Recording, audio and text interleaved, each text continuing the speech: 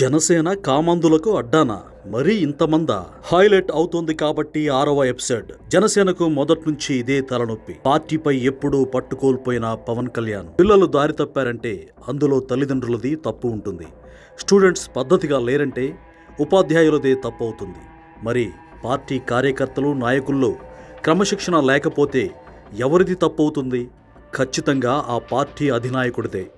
జనసేన ఎమ్మెల్యేలు గాని ఆ పార్టీ నేతలు గాని దారి తప్పారంటే కారణం ఖచ్చితంగా పవన్ కళ్యాణ్దే బాధ్యత. జనసేన నాయకులపై పవన్ కళ్యాణ్కు పట్టు తప్పుతోందని ముందు నుంచి హెచ్చరిస్తూ వచ్చింది బీసీవై పార్టీ. గతంలో జరిగిన కొన్ని సంఘటనలే ఇందుకు సాక్ష్యం కూడా. జానీ మాస్టర్ తెలుసుగా, ఫేమస్ కొరియోగ్రాఫర్.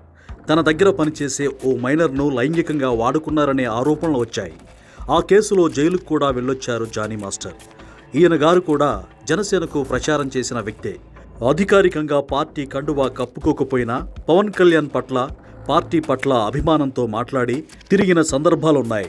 సో ఆ సంఘటన తర్వాత జానీ మాస్టర్ను పక్కన పెడుతున్నట్టు జనసేన నుంచి ఓ ప్రకటన వచ్చింది.